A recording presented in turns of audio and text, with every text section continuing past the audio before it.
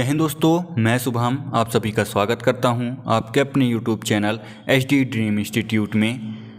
आज SSC GD के लिए जीके और जीएस की ये महत्वपूर्ण क्लास रहने वाली है, जहां आपको जीके और जीएस के प्रीवियस ईयर क्वेश्चन और उसके साथ ही महत्वपूर्ण प्रश्न देखने के लिए मिलेंगे। तो बिना स्किप किए पूरी क्लास को देखिएगा। अगर आप इस क्लास को 15 मिनट देते हैं तो आपके परीक्षा के लिए ये क्लास बहुत ही ज़्यादा उपयोगी रहेगी, क्योंकि पढ़ो चाहे कहीं से लेकिन प्रैक्टिस करो यहीं से। तो चलते हैं अपने क्वेश्चंस की तरफ। तो क्वेश्चन नंबर फर्स्ट हमसे क्या कहता है कि शरद ऋतु के दौरान कइयों द्वारा किए जाने वाला असम का सबसे प्रसिद्ध नृत्य कौन सा है। आपको बताना है कि शरद ऋतु के दौरान कइयों द्वारा किए जाने वाला असम का सबसे प्रसिद्ध नृत्य कौन सा है। तो इसका जो राइट आंसर होगा दोस्तों वह हो जाएगा ऑप्शन नंबर बी, झूमर नृत्य। झूमर नृत्य, अगर मैं बात कर लूँ झूमर नृत्य की, तो यह आमतौर पर फसलों के मौसम में किए जाने वाला एक नृत्य है और उसके साथ ही अभिनय के लिए इसमें मुख्य जो कलाकार होते हैं वो लड़कियां होती हैं। कौन होती हैं? लड़कियां इसमें मुख्य अभिनय करती हैं। तो चलते हैं नेक्स्ट क्वेश्चन की तरफ। तो क्वेश्चन नंबर सेकंड हमसे क्या कहता है कि कुचिपुड़ी नृत्य शैली का नाम एक गांव के नाम पर रखा गया जो आंध्र प्रदेश के निम्नलिखित में से किस जिले में मौजूद है। आपको बताना है कि कुचिपुड़ी नृत्य शैली का नाम एक गांव के नाम पर रखा गया जो आंध्र प्रदेश के निम्नलिखित में से किस जिले में मौजूद है। इसका जो राइट आंसर होगा वह हो जाएगा Krishna. Option number A Krishna एकदम से सही जवाब हो जाएगा। चलते हैं नेक्स्ट क्वेश्चन की तरफ। तो नेक्स्ट क्वेश्चन हमसे क्या कहता है कि निम्नलिखित में से किस नृत्य में नर्तकियां अपने सिर पर जलते हुए दिए वाले बर्तन को संतुलित करती हैं। आपको बताना है कि ये जो नृत्य है वो कौन सा नृत्य है। तो इसका जो राइट आंसर हो जाएगा दोस्तों वह हो जाएगा ऑप्शन नंबर सी, चरी नृत्य। ये कहाँ पे किया जाता है? तो ये राजस्थान में आपका किया जाता है। कहाँ किया जाता है? राजस्थान में। अगर कोली नृत्य की बात कर ली जाए तो कोली नृत्य आपका महाराष्ट्र में किया जाता है। ठीक है, तो चलते हैं नेक्स्ट क्वेश्चन की तरफ। तो नेक्स्ट क्वेश्चन हमसे क्वेश्चन नंबर 4 हमसे क्या कह रहा है कि भारत में हरित क्रांति की शुरुआत 1960 के दशक में खाली स्थान की उच्च उपज देने वाले किस्म को शुरू करने के लिए की गई थी। तो जल्दी से बताइएगा कि इसका आंसर कौन सा सही हो जाएगा। तो इसका जो राइट आंसर हो जाएगा दोस्तों वह हो जाएगा ऑप्शन नंबर ए, चावल और गेहूं एकदम से सही जवाब हो जाएगा। चावल और गेहूं। चलते हैं नेक्स्ट क्वेश्चन की तरफ। तो नेक्स्ट क्वेश्चन हमसे क्या कहता है कि निम्नलिखित में से कौन सा एस आकार, यहाँ पे एस ऐसा आकार नहीं है, यहाँ पे होगा एस आकार, एस आकार। ठीक है, यहाँ पे आप थोड़ा सुधार कर लीजिएगा। यश आकार का सागर है या महासागर है। निम्नलिखित में से कौन सा एस आकार का महासागर है। तो जल्दी से बताइएगा कि कौन सा आंसर सही हो जाएगा। तो इसका जो राइट आंसर होगा वह हो जाएगा ऑप्शन नंबर सी, अटलांटिक महासागर। यहाँ पे अटलांटिक लिखा हुआ है लेकिन यहाँ पे आप सही कर लीजिएगा, यहाँ पे टा होगा। ठीक है, अटलांटिक महासागर क्या होगा? अटलांटिक महासागर। अगर अटलांटिक महासागर की बात कर ली जाए दोस्तों आपसे, तो इसकी जो गहराई की औसतन गहराई है वो 3646 मीटर इसकी औसतन गहराई है। अगर सबसे हाईएस्ट गहराई की बात कर ली जाए तो 8,376 मीटर इसकी गहराई सबसे हाईएस्ट हो जाती है। अगर आपसे पूछ लिया जाए कि बरमुंडा ट्रायंगल कहाँ है तो वो भी आपके अटलांटिक महासागर में है। और अगर आपसे ये भी पूछ लिया जाए कि टाइटैनिक जहाज़ जो डूब गया था वो कहाँ डूबा था, तो वो भी अटलांटिक महासागर में ही डूबा था। ठीक है, ये सारे क्वेश्चन आपसे पूछे जा सकते हैं, इसलिए आप इन्हें भी अच्छे तरीके से याद रखिएगा। चलते हैं नेक्स्ट क्वेश्चन की तरफ। तो क्वेश्चन नंबर 6 हमसे क्या कहता है, इस्पात के निर्माण की प्रक्रिया में अंतिम चरण क्या है। इस्पात के निर्माण की प्रक्रिया में अंतिम चरण क्या है। ये क्वेश्चन फालतू के क्वेश्चन नहीं हैं, ये सारे ही क्वेश्चन आपके एसएससी जीडी में पूछे गए हैं, वही क्वेश्चंस को मैं लेकर आया हूँ। ये मत सोचिएगा कि ये फालतू के क्वेश्चन हैं या इधर उधर के क्वेश्चन हैं, ये सारे ही क्वेश्चन आपसे एसएससी जीडी में पूछे गए हैं, इसलिए मैं ये सारे क्वेश्चन को लेके आया हूँ। ये प्रीवियस ईयर के ही क्वेश्चन आपके हैं, कुछ प्रीवियस ईयर के क्वेश्चन हैं और कुछ दूसरे परीक्षाओं में पूछे गए महत्वपूर्ण क्वेश्चन है, ठीक है ना। तो अच्छे तरीके से जल्दी से जवाब दीजिएगा कि इसका आंसर कौन सा सही हो जाएगा। इसका जो राइट आंसर हो जाएगा दोस्तों वह हो जाएगा ऑप्शन नंबर ए, इस्पात को आकार देना। इस्पात को आकार देना एकदम से सही जवाब हो जाएगा। क्वेश्चन नंबर 7 आपसे क्या कह रहा है कि बहादुर शाह जफ़र और उनके बेटे को ब्रिटिश अधिकारियों ने दिल्ली में खाली स्थान से गिरफ्तार किया था। बहादुर शाह जफ़र और उनके बेटे को ब्रिटिश अधिकारियों ने दिल्ली में खाली स्थान से गिरफ्तार किया था। इसका जो राइट आंसर हो जाएगा वह हो जाएगा ऑप्शन नंबर बी, हुमायूं का मकबरा।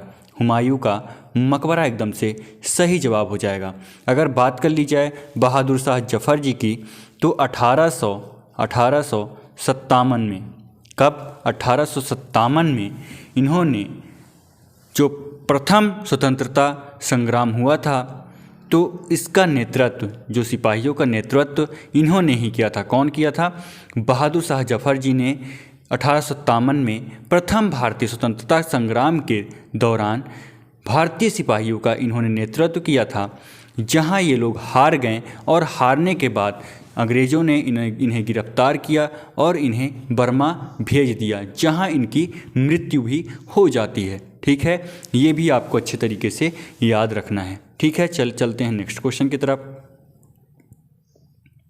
तो नेक्स्ट क्वेश्चन हमसे क्या कहता है कि उस अम्ल की पहचान कीजिए जो जिंक को जिंक सल्फेट में परिवर्तित करता है। बहुत ही अच्छा क्वेश्चन है और बहुत ज़्यादा घुमाऊ क्वेश्चन है। ठीक है, तो इसका जवाब जो है एकदम अच्छे तरीके से दीजिएगा। ठीक है, उस अम्ल की पहचान कीजिए जो जिंक को जिंक सल्फेट में परिवर्तित कर देता है। तो इसका जो राइट आंसर हो जाएगा दोस्तों वह हो जाएगा आपका ऑप्शन नंबर सी, सल्फ्यूरिक अम्ल। सल्फ्यूरिक अम्ल एकदम से सही जवाब हो जाएगा। चलते हैं नेक्स्ट क्वेश्चन की तरफ। तो नेक्स्ट क्वेश्चन हमसे क्या कहता है, क्वेश्चन नंबर 9 कह रहा है कि कोशिका की आत्मघाती थैली किसे कहा जाता है।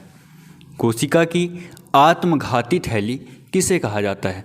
इसका जो राइट आंसर होगा वह हो जाएगा ऑप्शन नंबर ए, लाइसोसोम। अगर लाइसोसोम की बात कर ली जाए आपसे तो ये तो भोजन को पचाता ही है, ये आपको पता ही होगा।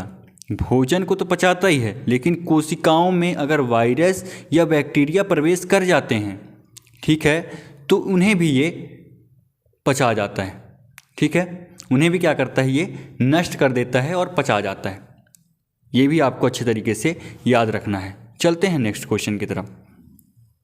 तो नेक्स्ट क्वेश्चन हमसे क्या कहता है कि संथल नामक जनजाति समूह खाली स्थान में बगावत कर दी थी। ये जो संथल नाम की जनजाति है वो किस सन में बगावत की थी, यही आपसे पूछा गया है। तो जल्दी से बताइएगा, ये क्वेश्चन इम्पॉर्टेंट है और ऐसे ही क्वेश्चन पूछे जाते हैं, फिर हमें लगता है कि ये क्वेश्चन आउट ऑफ सिलेबस है। ठीक है, तो कुछ भी आउट ऑफ सिलेबस नहीं रहता है, सारे क्वेश्चन सिलेबस के अंदर से ही रहते हैं, लेकिन हम उतना ज़्यादा पढ़े नहीं रहते, इसलिए हमें लगता है कि ये आउट ऑफ सिलेबस है। तो जल्दी से बताइएगा कि इसका आंसर कौन सा सही हो जाएगा। तो इसका जो राइट आंसर होगा वह हो जाएगा ऑप्शन नंबर डी, 1855।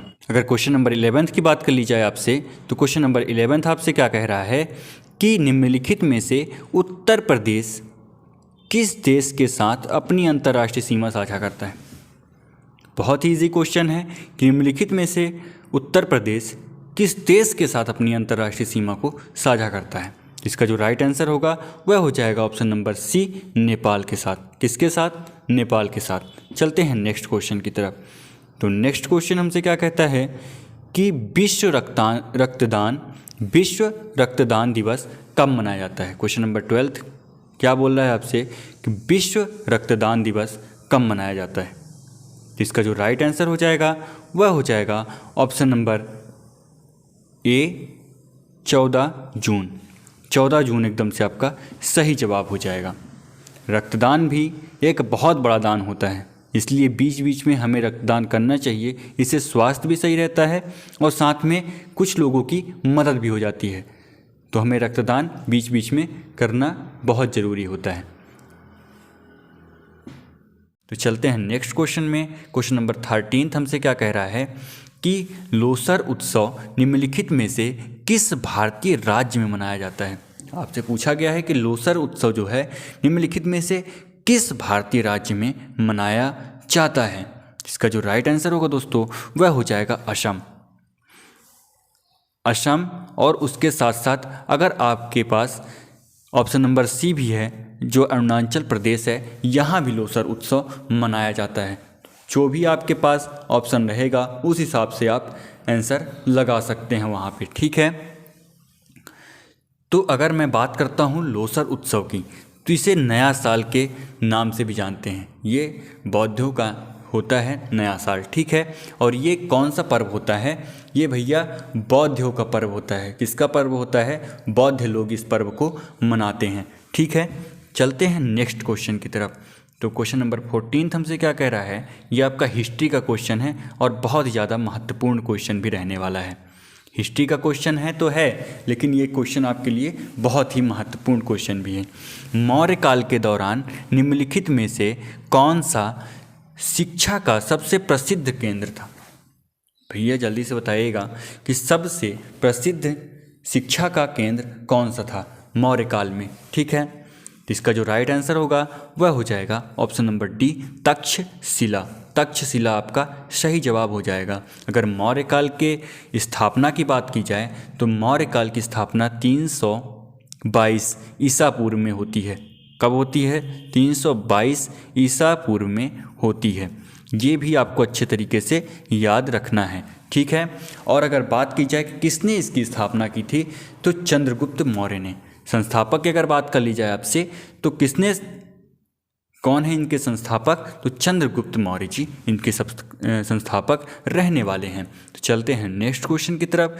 तो नेक्स्ट क्वेश्चन नंबर 15 आपसे क्या कह रहा है कि केंद्र खाद्य तकनीकी अनुसंधान संस्थान केंद्र कहाँ स्थित है? केंद्र खाद्य तकनीकी अनुसंधान संस्थान केंद्र कहाँ स्थित है? इसका जो राइट आंसर होगा दोस्तों वह हो जाएगा option number C Mysore. Mysore एकदम से सही जवाब हो जाएगा। अगर दोस्तों आपको क्लास अच्छी लगी हो तो ज़्यादा से ज़्यादा इसे अपने दोस्तों में शेयर कीजिएगा और लाइक करना बिल्कुल भी मत भूलिएगा और चैनल को सब्सक्राइब कर लीजिएगा। मिलते हैं नेक्स्ट क्लास में, तब तक के लिए जय हिंद, जय भारत।